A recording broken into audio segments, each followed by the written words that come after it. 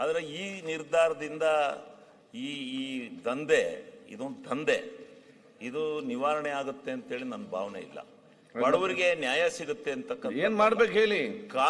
ಖಾಸಗಿ ವೈದ್ಯರು ಯಾವುದೇ ಕಾರಣದಿಂದ ಫ್ರೀಯಾಗಿ ಹೋಗಿ ಬೇಕಾದ್ರೆ ಟ್ರೀಟ್ಮೆಂಟನ್ನು ಯಾರ್ದಾರ ರೈತರ ಮನೆಗೆ ಕೊಟ್ಟು ಬರಲಿ, ಇವನಿಗೆ ಕೊಟ್ಟು ಬರಲಿ. ಆದರೆ ಅವರು ಇಲ್ಲಿ ಸರ್ಕಾರ ದುಡ್ಡು ತಗೊಂಡು ಸರ್ಕಾರದಿಂದ ಅವ್ರು ಮತ್ತೆ OPD ತಗೊಂಡ್ರು ಅಷ್ಟೇ, ಯಾವ್ದು ತಗೊಂಡ್ರು ಅಷ್ಟೇ ಡಾಕ್ಟ್ರು ನಿಲ್ಲಲ್ಲ.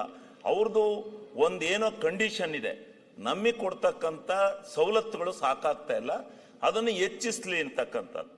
ನೀವು ಹೆಚ್ಚಿಸ್ತಕ್ಕಂಥ ಕೆಲಸ ಮಾಡಿ ಅವ್ರನ್ನ ಯಾವುದೇ ಕಾರಣದಿಂದ ಖಾಸಗಿ ನರ್ಸಿಂಗ್ ಹೋಮ್ಗಳಲ್ಲಿ ಹೋಗ್ಬಾರ್ದು. ಯಾಕೆಂದ್ರೆ ಕಾಯಿಲೆ 12 ಗಂಟೆ ಬರುತ್ತೆ, ಸ್ವಾಮಿ 6 ಗಂಟೆಗೆ ಒಂದು ಆಕ್ಸಿಡೆಂಟ್ ಆಗುತ್ತೆ,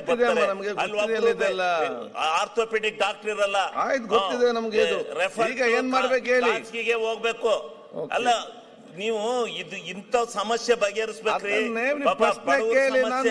ಶಿವಲಿಂಗ ಅವ್ರೆ, ನಮ್ಗೆ ಬಹಳ ಚೆನ್ನಾಗಿ ಗೊತ್ತಿದೆ, ನೀವು ಹೇಳುವಂತ ವಿಚಾರ ಕೂಡ ಸತ್ಯ ಇದೆ. ಅವರು ಅದಕ್ಕೆ ಉತ್ತರ ಕೊಡಿ. ಈಗ ನಿಮ್ಮ ಪ್ರಶ್ನೆ ಏನು? ಈಗ ಚರ್ಚೆ ಪ್ರಶ್ನೋತ್ತರ ಮಾಡಬೇಡಿ ಆಸ್ಪತ್ರೆನ. ಈಗ ನೀವೇನ್ ದುಡ್ಡು ಖರ್ಚು ಮಾಡ್ತಾ ಇದ್ದೀರಲ್ಲ, ಸಾವಿರಾರು ಕೋಟಿ, ಎಲ್ಲ ಬಡವರಿಗೆ. ಪ್ರಕಾಶ್ ಕೋಲಿವಾಡ್ ಆಯ್ತು ಮಂತ್ರಿಗಳೇ ಹೇಳೋ ಪ್ರಕಾರ ಪೂರ್ತಿ ನಿಷೇಧ ಮಾಡಿ ಅಂತ ಹೇಳ್ತಕ್ಕಂಥ ಒಂದ್ ಕಡೆ ಹೇಳ್ತಾ ಇದ್ದಾರೆ, ಸವಲತ್ತುಗಳು ಕೊಡಿ ಅಂತ. ಈಗ ಸರ್ಕಾರದ ಆರ್ಥಿಕ ಪರಿಸ್ಥಿತಿಗಳು ನೋಡಿಕೊಂಡು ಯಾವ ರೀತಿಯಾಗಿ ಈಗ ಈಗ ಹೊಸ ಪೇ ಕಮಿಷನ್ ಪ್ರಕಾರ ಎಲ್ಲ ಸಂಬಳಗಳ ವೇತನ ಎಲ್ಲ ಹೆಚ್ಚಾಗಿದೆ, ಅದು ಒಂದ್ ಕಡೆ ಆಗ್ತಾ ಇರ್ತದೆ. ವೇತನ ಹೆಚ್ಚು ಮಾಡುವಂತ ಸೌಲಭ್ಯ ಹೆಚ್ಚಿಕೊಡೋದು ಅದು ಒಂದ್ ಕಡೆ ಮಾಡೋಣ. ಈಗ ಇರುವಂತದ್ರಲ್ಲಿ ಇದ್ರ ಮುಖಾಂತರ ಸಾಕಷ್ಟು ಸುಧಾರಣೆ ಇದಿದೆ. ಯಾಕಂದ್ರೆ ನೀವು ನಾಳೆ ಬೇರೆ ವೈದ್ಯರ ಹತ್ರ ಮಾತಾಡಿ ನೋಡಿ, ಸುಧಾರಣೆ ಆಗ್ತದೆ.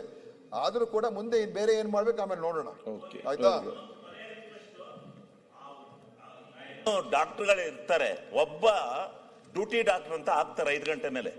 ಅದ್ರ ಬದಲು ಒಂದು 3 ಜನರಲ್ ಮೆಡಿಸಿನ್ ಒಬ್ಬ ಕಂಪಲ್ಸರಿ ಇರಂಗ್ ಮಾಡಿ.